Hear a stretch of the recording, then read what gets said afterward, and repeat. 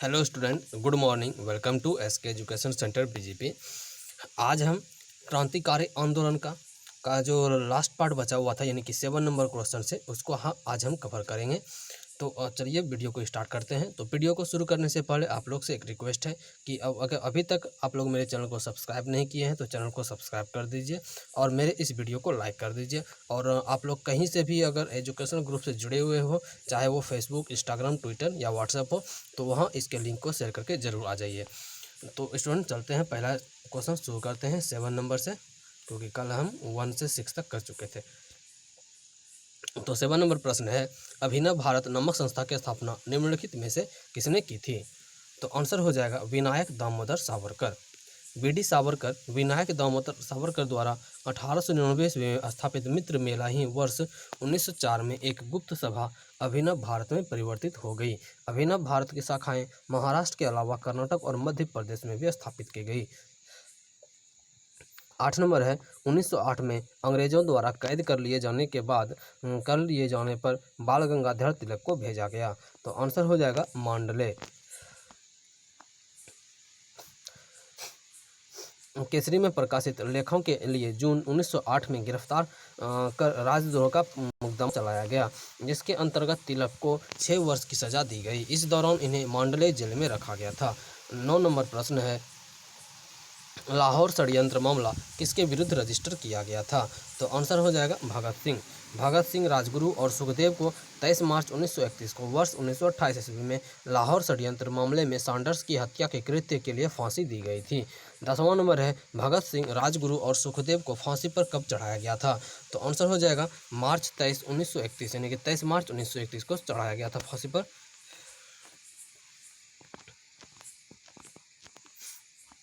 11 number, नौजवान भारत सभा किसने स्थापित की थी? तो आंसर हो जाएगा सरदार भगत सिंह। नौजवान भारत सभा की स्थापना सरदार भगत सिंह ने मार्च 1926 ईस्वी में किया था। इनके सहयोगियों में छबील दास और यशपाल शामिल थे। 12 नंबर प्रश्न है, निम्न में से किसने गदर पार्टी की स्थापना की थी? तो आंसर हो जाएगा लाला हरदयाल। 19वीं शताब्दी के अंत में बहुत से भारतीय अमेरिकी तथा कनाडा में जाकर बस गए। 1 नवंबर 1913 को अमेरिका के सैन फ्रांसिस्को नगर में गदर पार्टी का गठन किया था। इसके संस्थापक लाला हरदयाल थे। इसी पार्टी ने गदर आंदोलन चलाया था। 15 नंबर प्रश्न है, यूएसए में सैन फ्रांसिस्को में गदर पार्टी का स्थापना किसने किया था? तो आंसर हो जाएगा लाला हरदयाल।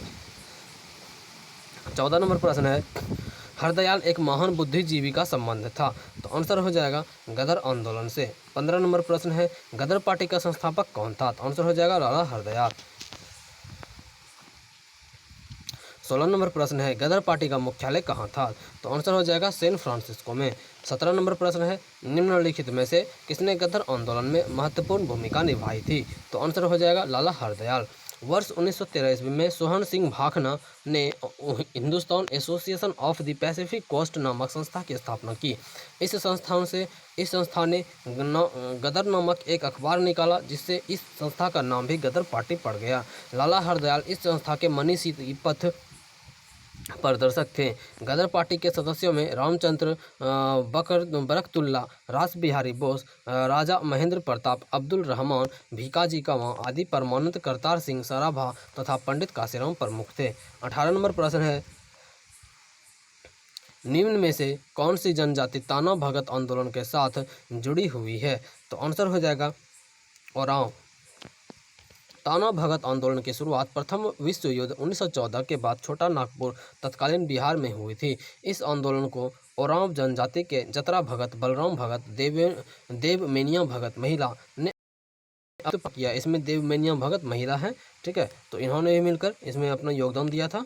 जतरा भगत ने लगन की दरों में ऊंची वृद्धि, चौकीदारी कर के विरुद्ध आंदोलन के साथ गांधीवादी कार्यकर्ताओं के साथ रचनात्मक कार्यक्रमों में भी भाग लिया। अब देखते हैं यहाँ से स्टूडेंट 1857 की क्रांति का कुछ इंपॉर्टेंट क्वेश्चन है। तो 1854 ईस्वी, 1856 ईस्वी और 1857 ईस्वी तथा 1858 ईस्वी में से किस वर्ष भारतीय सैनिकों के लिए समुद्र यात्रा अनिवार्य कर दी गई थी? आंसर हो जाएगा 1856 ईस्वी में।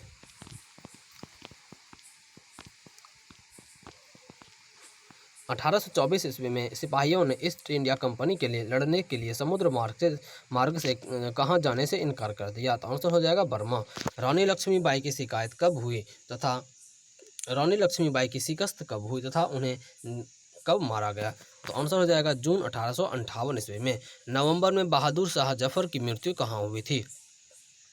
आंसर हो जाएगा रंगून में। मंगल पांडे को कहाँ फांसी दी गई थी? तो आंसर हो जाएगा बैरकपुर। 1857 ईस्वी के विद्रोह को भारत के प्रथम स्वतंत्रता संग्राम की संज्ञा किसने प्रदान की? तो आंसर हो जाएगा वीडी सावरकर। अब इसका ऑब्जेक्टिव क्वेश्चन है पहला नंबर, मंगल पांडे ने 1857 के विद्रोह की पहली गोली कहाँ चलाई थी? आंसर हो जाएगा बैरकपुर में। 29 मार्च 1857 ईस्वी को 34वीं रेजिमेंट बैरकपुर के मंगल पांडे ने अपने साथियों का विद्रोह के लिए आह्वान किया। मंगल पांडे ने एडजुटेंट लेफ्टिनेंट बॉग की हत्या कर दी और मेजर सार्जेंट ह्यूरसन को गोली मारी। मंगल पांडे को 8 अप्रैल 1857 को फांसी पर लटका दिया गया और 34वीं रेजिमेंट को भंग कर दिया गया। दूसरा नंबर प्रश्न है 1857 का विद्रोह किसने शुरू किया था? तो आंसर हो जाएगा सिपाहियों ने। तीसरा नंबर प्रश्न है 1857 के विद्रोह का प्रशासनिक परिणाम शक्ति का अंतरण था। तो आंसर हो जाएगा ईस्ट इंडिया कंपनी से ब्रिटिश सम्राट को। इसका डिस्कस देखते हैं। 1858 ईस्वी में ब्रिटिश संसद द्वारा पारित कानून द्वारा शासन का अधिकार ईस्ट इंडिया कंपनी से लेकर ब्रिटिश सम्राट को दिया गया। इसके पूर्व भारत पर सत्ता कंपनी के डायरेक्टरों और बोर्ड ऑफ कंट्रोल की थी। अब शासन का भार एक ब्रिटिश सरकार के मंत्री, जिसे भारत मंत्री अथवा ऑफ स्टेट कहा जाता था, को दे दिया गया और उसकी सहायता के लिए एक काउंसिल नियुक्त कर दी गई। चौथा नंबर प्रश्न है बहादुर शाह था जो कि अंतिम मुगल सम्राट था।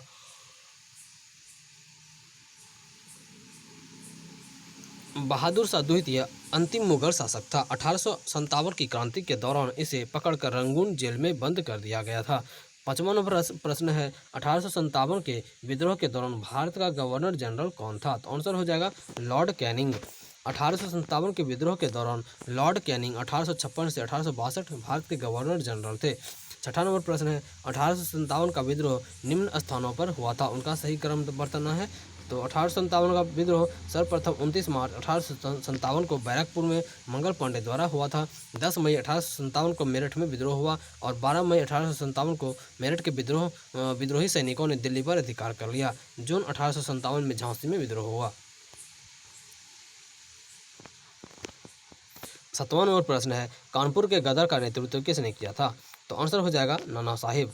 5 जून 1857 को विद्रोहियों ने कानपुर को अंग्रेजों से छीन लिया। यहाँ नाना साहिब ने गदर का नेतृत्व किया था। नाना साहिब का दूसरा नाम क्या था? तो आंसर हो जाएगा धोंदू पंत था। पेशवा बाजीराव द्वितीय के दत्तक पुत्र नाना साहिब का दूसरा नाम धोंदू पंत था। इन्होंने कानपुर में 5 जून 1857 ईस्वी में हुए विद्रोह का नेतृत्व किया था, जिसमें उसकी सहायता तात्या टोपी ने की थी।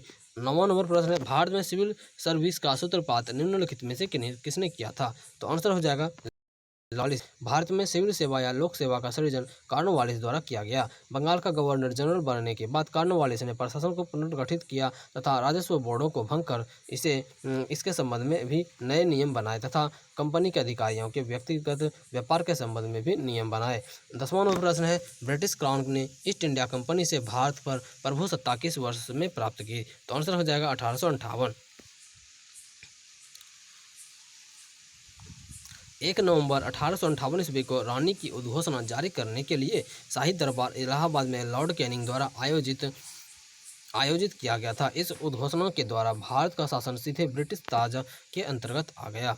इसका मैचिंग देखते हैं क्या यहाँ पर। 11 नंबर प्रश्न है सरकार का कंपनी से सम्राट को अंतरण लॉर्ड कैनिंग द्वारा 1 नवंबर 1858 को घोषित किया गया था।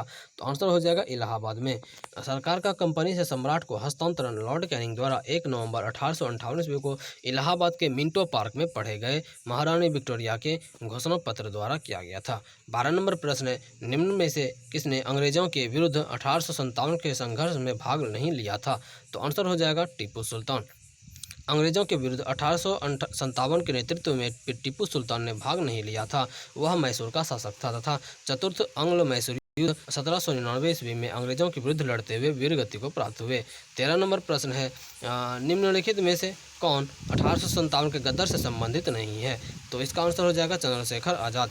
चंद्रशेखर आज़ाद 1857 ईस्वी के विद्रोह से संबंधित नहीं थे, जबकि नन्ना साहिब ने बिठूर क्षेत्र में तथा रानी लक्ष्मीबाई ने झांसी क्षेत्र में विद्रोह का नेतृत्व। निम्न में से किस घटना ने इंग्लैंड के सम्राट को भारतीय प्रशासक को अपने अधीन कर लेने के लिए प्रेरित किया गया था? तो आंसर हो जाएगा सिपाहियों का विद्रोह। 1857 में हुए सैनिक विद्रोह के उपरांत इंग्लैंड के सम्राट ने भारतीय प्रशासन को अब कंपनी के अधीन कर लिया। तो स्टूडेंट्स आज के लिए इतना ही। हम लोग अब कल गवर्नर जनरल जो भारतीय इतिहास में हुए हैं उनके बारे में कल से हम डिस्कस करेंगे। तो आज का वीडियो में इतना ही। तो आज हम 2 टॉपिक को कवर कर लिए, तो नेक्स्ट टॉपिक को हम कल के वीडियो में कवर करेंगे। तो थैंक यू, आज के लिए इतना ही। और मेरे चैनल को अभी तक आप लोग सब्सक्राइब नहीं किए, सब्सक्राइब जरूर कर लीजिए ताकि आपको नया से नया वीडियो का अपडेट मिलते रहे। और इस वीडियो को लाइक ज़रूर कर दीजिए और इस वीडियो के लिंक को अपने educational group WhatsApp, Twitter, Facebook या इंस्टाग्राम में शेयर करके जरूर आ जाइए। ठीक है, थैंक यू, बाय बाय। कल मिलते हैं नेक्स्ट वीडियो।